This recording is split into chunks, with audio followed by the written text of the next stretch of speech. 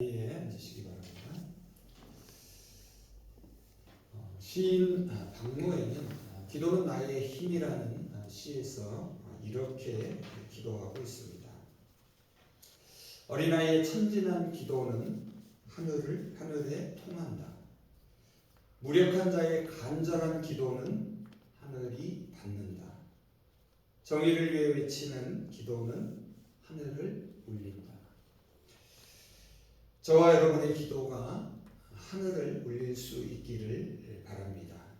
하나님께서 친히 우리의 기도를 들으시고 당신의 마음을 돌이키시기를 원합니다. 하나님의 돌이키심이 저와 여러분을 하나님께로 돌이키게 하는 힘이 되기를 소망합니다. 그래서 우리의 마음이 바뀌어 하나님의 마음에 합하고 하나님의 뜻에 살아갈 수 있기를 바랍니다. 오늘 읽은 11절에서 13절은 모세의 기도입니다. 기도는 하나님과의 친밀한 대화이고 이를 통하여서 하나님의 사랑과 섭리에 대하여서 적절하게 응답하는 영적인 반응입니다. 기도할 때 우리는 하나님을 만날 수 있습니다. 기도는 하나님이 행하시는 구원 역사에 동참하는 것입니다. 우리가 하나님의 일에 동참하고 하나님께서 우리가 하는 일에 함께 계심을 깨닫게 됩니다. 그래서 우리는 기도하기 전에 하나님이 어떤 분이시고 우리가 누구인지를 깊이 생각해야 합니다. 그래야 우리가 하나님께 어떻게 묻고 하나님께 어떻게 대답해야 하는지를 알아가게 되기 때문입니다. 여러분, 우리의 기도를 들으시는 하나님은 어떤 분이실까요? 14절을 보면 하나님은 뜻을 돌이키시는 분이십니다. 14절입니다. 여호와께서 뜻을 돌이키사 말씀하신 화를 그 백성에게 내리지 아니하시니라. 하나님은 계획하고 마음 먹었던 것을 철회하시는 분이십니다. 24절을 우리말 성경은 이렇게 번역합니다. 그러자 여호와께서 마음을 누그러뜨리고 그 백성에게 재앙을 내리려던 마음을 접으셨습니다. 여러분, 마음을 접었다라는 것이 어떤 뜻입니까? 본래 마음에 품었던 계획을 포기했다라는 말입니다. 자, 그렇다면 하나님께서 본래 품었던 계획은 무엇입니까?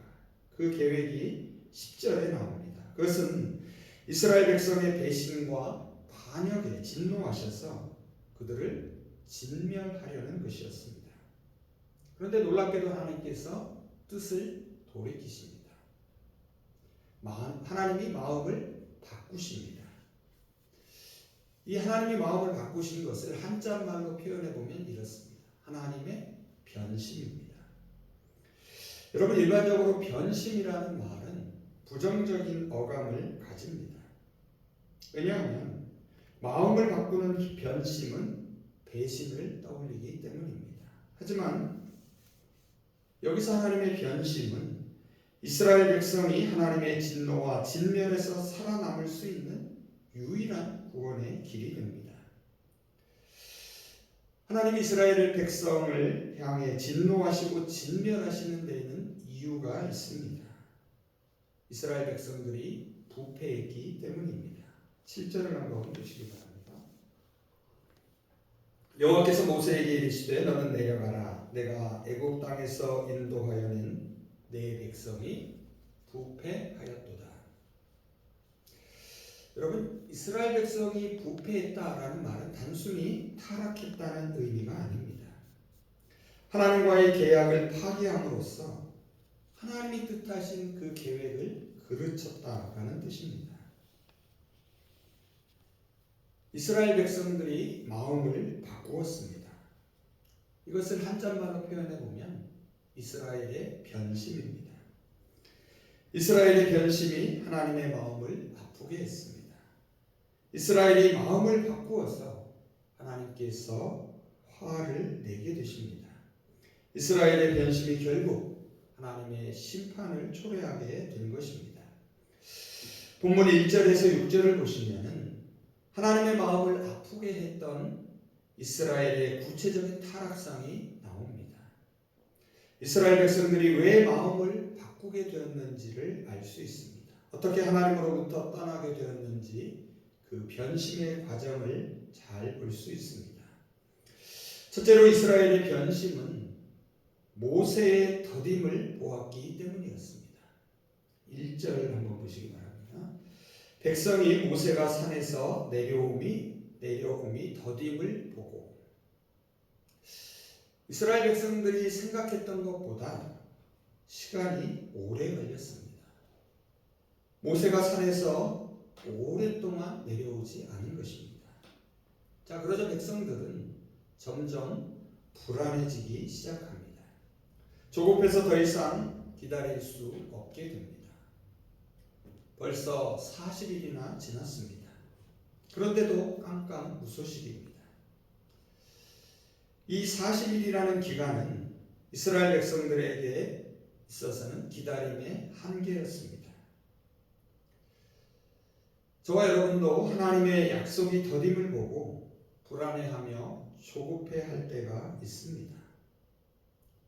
계속 기다리는 것이 고통스럽고 무모해 보일 때가 있습니다. 우리의 기다림의 한계이고 우리의 믿음이 흔들릴 때입니다. 그래서 하나님을 바라보며 진득하게 기다리지 못합니다. 눈길을 돌려서 자꾸 다른 것을 찾기 시작합니다. 오늘 본문 속 이스라엘 백성들은 결국 자신들을 위하여 그들을 인도할 신을 찾아 만들기 시작합니다. 둘째로 이스라엘의 변심은 하나님만을 바라보지 못했기 때문입니다. 이스라엘 백성들은 하나님을 바라보지 않고 지도자인 모세를 보았습니다. 모세가 자신들을 애굽 땅에서 인도하여 냈다고 생각합니다. 1절 하반절을 한번 보시기 바랍니다. 이 모세 곧 우리를 애굽 땅에서 인도하여 낸 사람은 어찌 되었는지 알지 못함이니라. 이스라엘 백성들은 모세만을 바라보았습니다. 그래서 40일 동안 모세를 기다렸습니다. 하나님은 눈으로 볼 수 없었습니다. 하지만 모세는 눈으로 볼 수 있었기 때문에 그가 자신들을 인도했다라고 생각했습니다. 이것은 이스라엘 백성들이 하나님이 어떤 분이신지를 잘 알지 못했음을 보여줍니다. 모세가 태어나기도 전에 하나님께서는 이미 그들의 조상 아브라함에게 약속하셨습니다. 오늘 본문을 보면 정작 모세는 아브라함에게 주신 언약을 상기시키고 있습니다. 13절을 한번 보시기 바랍니다. 주의 종 아브라함과 이삭과 이스라엘을 기억하여 주십시오. 주께서 그들에게 맹세하시며 이르시기를 내가 너희의 자손을 하늘의 별처럼 많게 하고 내가 약속한 이 모든 땅을 너희 자손에게 주어서 영원한 유산으로 삼게 하겠다고 하셨습니다. 여러분, 모세는 하나님을 가리키는 손가락일 뿐입니다. 하나님을 비춰주는 거울과 같은 존재였습니다. 저와 여러분이 이 시대에 하나님을 가리키는 손가락이 되기를 바랍니다. 우리 성신 공동체가 이 시대에 하나님을 비추는 거울이 되기를 소망합니다. 모세를 더 이상 볼 수 없습니다. 그러자 이스라엘 백성들은 자신들을 인도할 새로운 지도자를 찾기 시작합니다. 아론을 바라봅니다. 아론은 모세와 함께 출애굽의 역사를 일으킨 인물입니다. 그리고 모세의 대변인으로 그 모세와 함께 했습니다.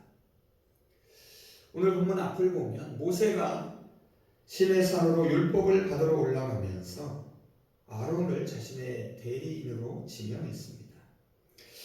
그래서 백성들은 이제 아론에게 자신들의 지도자가 되어달라고 말합니다. 한 걸음 더 나아가 그들은 아론에게 눈으로 볼 수 있는 신을 만들어 달라고 요청합니다. 그리고 2절 이하를 보시면 아론은 백성들의 요구를 거부하지 못합니다. 아론도 하나님을 바라보지 않고 사람들을 바라보았기 때문입니다. 오히려 아론은 백성들에게 금붙이를 가져오게 합니다. 그리고 금송아지 형상을 만듭니다. 그리고 그것이 자신들을 애굽에서 인도하여 낸 신이라고 말합니다. 자신들을 위해 우상을 만든 것입니다.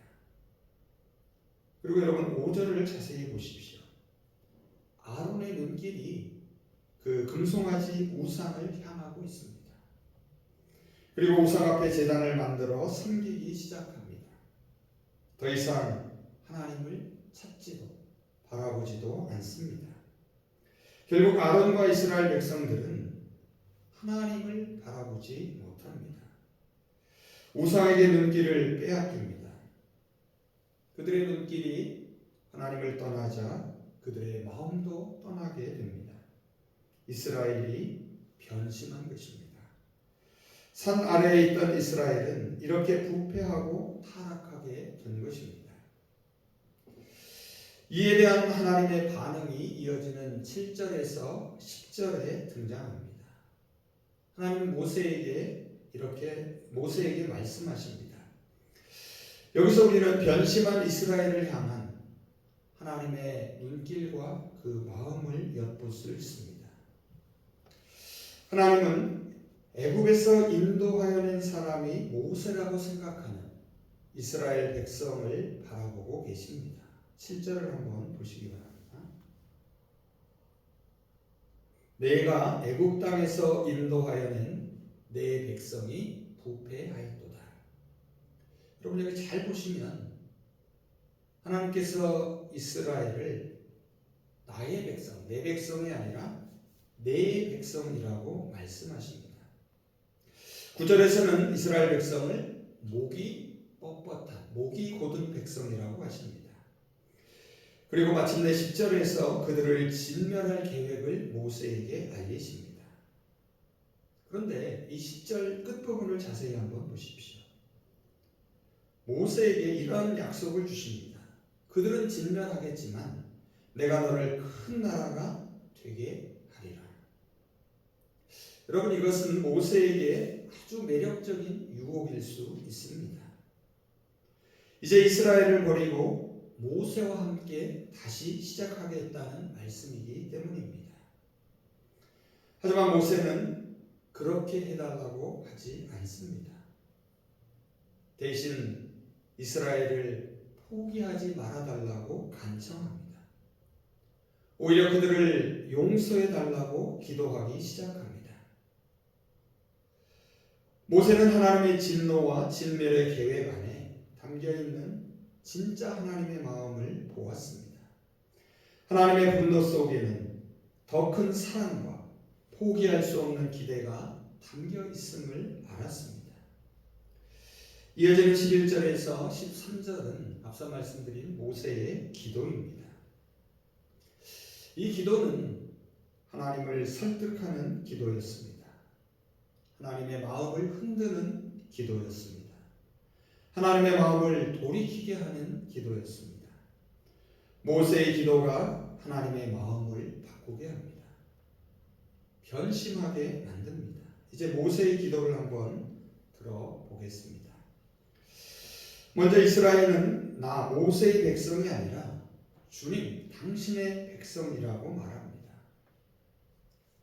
모세는 자신이 아니라 누구를 위해서 기도합니까? 이스라엘을 위하여 기도합니다. 11절을 한번 보시기 바랍니다.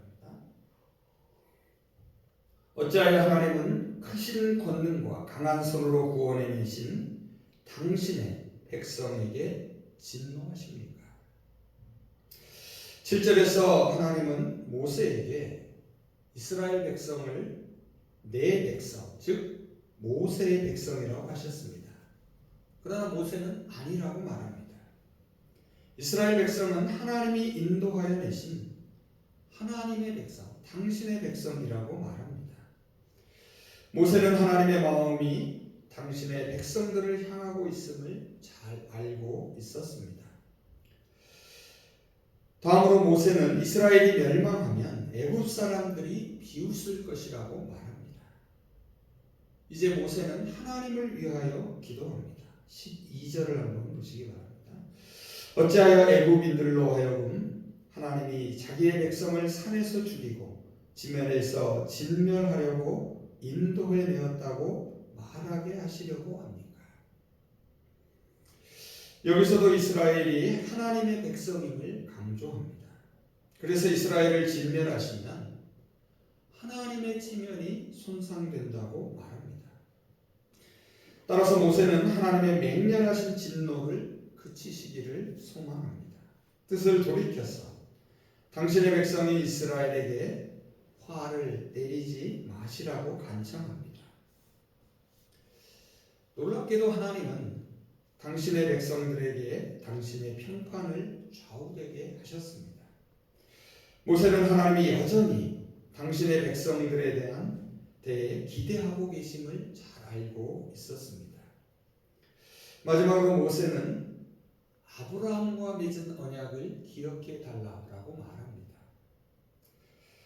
모세는 13절을 보시면 아브라함과 그 자손들에게 맹세하신 언약을 기억해 주시기를 간청합니다.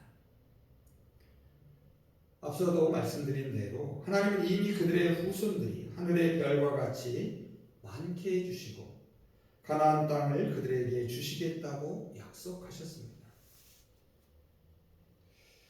당신의 백성들이 연약하고 부족해도 하나님은 그들을 포기하지 않으시는 것은 하나님이 그들과 맺은 언약 때문입니다. 모세는 하나님이 당신의 백성과 맺은 언약에 신실하신 분임을 잘 알고 있었습니다. 하나님은 모세의 기도를 들으시고 이스라엘 백성을 멸하시려는 뜻을 돌이키십니다. 14절을 한번 보시기 바랍니다. 여호와께서 뜻을 돌이키사 말씀하신 화를 그 백성에게 내리지 아니하시니라. 앞서 말씀드린 대로 변심하신 것입니다. 마음을 바꾸신 것입니다. 우리는 여기서 하나님이 택한 당신의 백성들이 실수에도 불구하고 멸망시키지 않는 이유를 발견할 수 있습니다. 이 뜻을 돌이킨다라는 말은 12절에도 나옵니다. 모세는 먼저 하나님에게 마음을 바꾸어 달라고 요청합니다. 하나님은 마땅히 내려야 할 벌을 말씀하시고서도 이를 돌이킬 정도로 자비로운 분이심을 알 수 있습니다. 결국 이것은 무엇을 의미합니까? 하나님의 사랑은 이스라엘의 변심보다 더 크고 깊습니다. 하나님의 기대는 이스라엘의 변심보다 더 높고 넓습니다. 하나님의 변심은 실제로는 마음이 바뀐 것이 아닙니다. 이스라엘을 향한 하나님의 구원의 의지와 그 신실하심은 한 번도 변한 적이 없습니다. 하나님은 모세의 기도를 들으시고 당신의 속마음을 드러내십니다.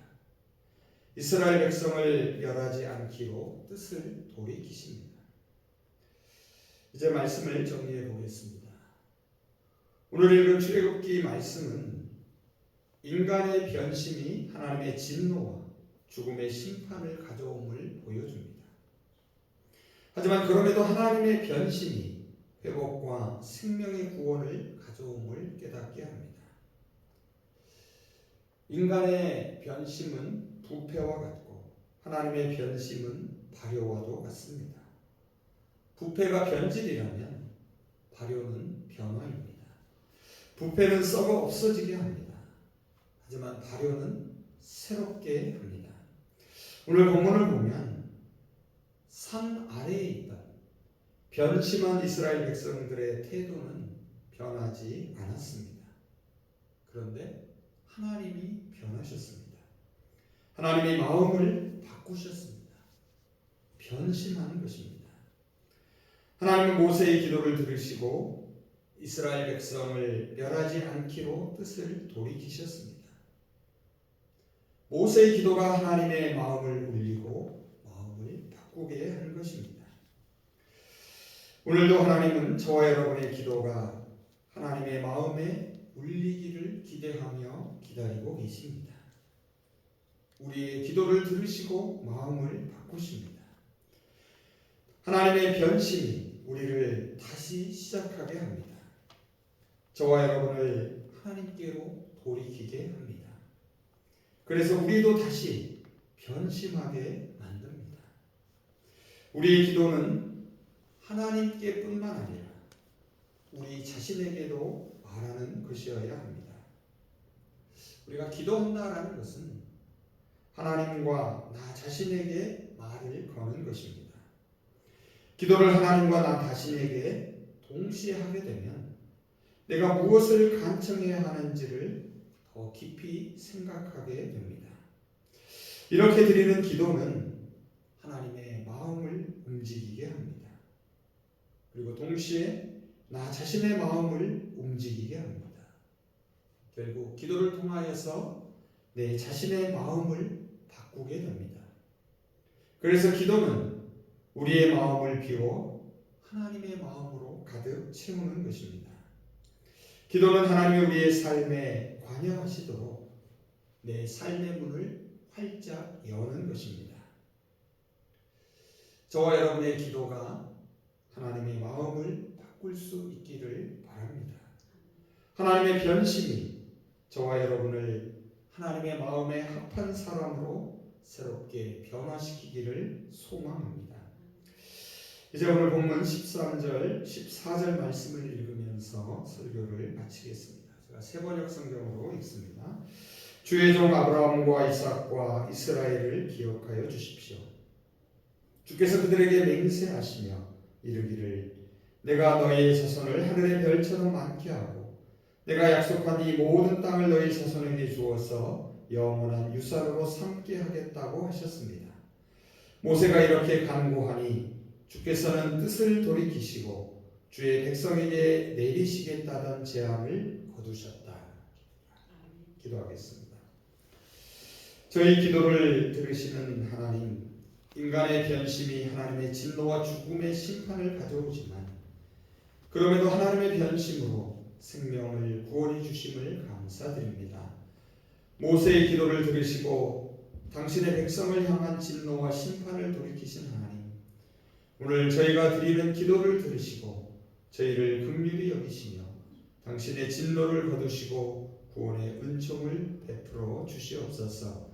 하나님의 뜻을 돌이키시는 것은 돌이키시는 변심이 저희로 하여금 저희의 삶을 변화시키는 힘이 되게 하여 주시옵소서. 저희가 기도할 때에 하나님께만이 아니라 우리 자신에게도 기도하게 하여 주시옵소서. 그래서 하나님의 마음을 울릴 때 우리의 마음도 함께 울리게 하여 주시옵소서. 저희가 마음을 바꾸어 저희 안에 하나님의 마음으로 채우며 살아가게 하여 주시옵소서. 예수 그리스도의 이름으로 기도합니다. 아멘.